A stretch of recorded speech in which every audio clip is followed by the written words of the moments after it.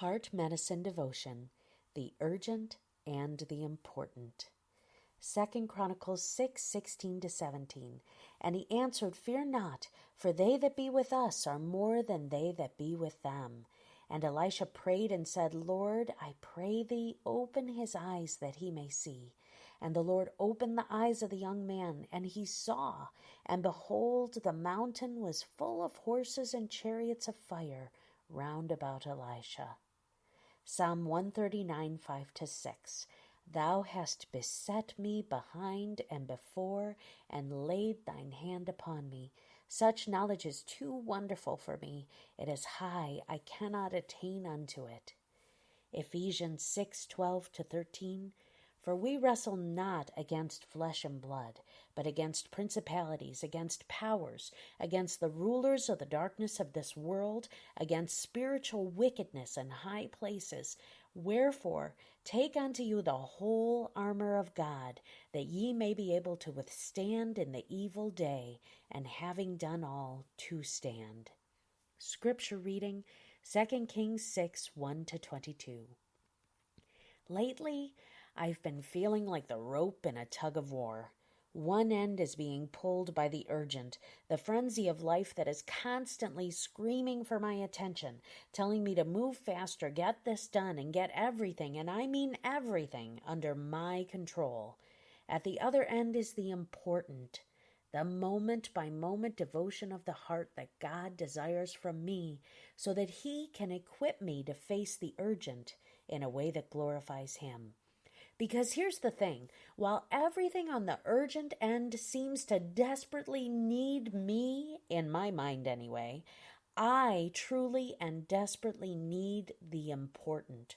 And more than once, I have fallen flat on my face in the mud while trying to tackle the urgent without the prayer-fueled power of the important. 2 Kings 6 starts with a story of the urgent, followed by a miraculous unveiling of the important. In the first 7 verses, Elisha is urged by the sons of the prophets, his apprentices, to help build a larger meeting place for them. In their minds, it's an urgent matter. They proceed to the Jordan River to gather building materials, and in the process, an axe head literally flies off the handle and into the water. To complicate matters, this critical piece of equipment, no doubt the multi-tool of its day, was borrowed. But don't miss this. God cares. We often ignore God in the urgent because we assume that these problems are just the right size for us to handle and too small for Him. That is never the case. Elisha steps up and God does the impossible, causing the iron axe head to float to the surface for retrieval. Next, the urgency is taken up several notches as the king of Syria declares war on Elisha. The Syrian army had set a trap for the king of Israel, pitching their tents in a strategic location with the intent of ambushing the king. But being a prophet with a direct line to God, Elisha reveals the position of the Syrian army to the king of Israel, and their plan is thwarted. Realizing that the prophet is the problem, the Syrians surround the city of Dothan and Elisha's home. This situation is definitely urgent. Elisha's servant goes into a panic, but the prophet prays. The incredible thing is, Elisha doesn't ask God for help. Instead, he asks God to open the servant's eyes to see the help that is already there. And then we get a glimpse of the battle-ready divine as the servant clearly sees an angelic army complete with chariots of fire poised to fight on their behalf. The Syrian army is struck blind, and Elisha leads them right into the hands of the army of Israel.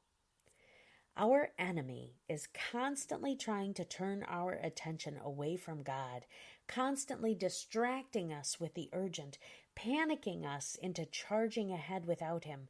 But make no mistake about it, God is the important.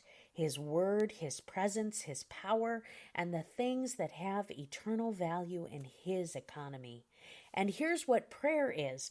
Prayer is your battle cry against all things urgent, big or small. Prayer tells the forces of heaven to charge on your behalf.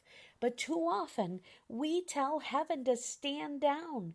We charge headlong into battles that are not ours to fight, and we leave the source of our power, the power of prayer, behind. What's in front of you may seem urgent and insurmountable, but behind you is the host of heaven. You are surrounded by grace, reinforced by the power of the Almighty, and poised for victory. You just need the eyes of Elisha to see the army that is waiting to fight for you. Before you go to battle today, turn your attention to the important. Prepare your heart, prioritize your thoughts, and pray for eyes to see the real conflict. Your all-important, all-sovereign, and almighty Father will lead the charge on your behalf because you are important to Him. Your prescription? Ask God to help you separate the urgent from the important, and ask Him to help you to bring every battle to Him. Get on your knees and sound your battle cry, knowing God will fight for you. God bless you.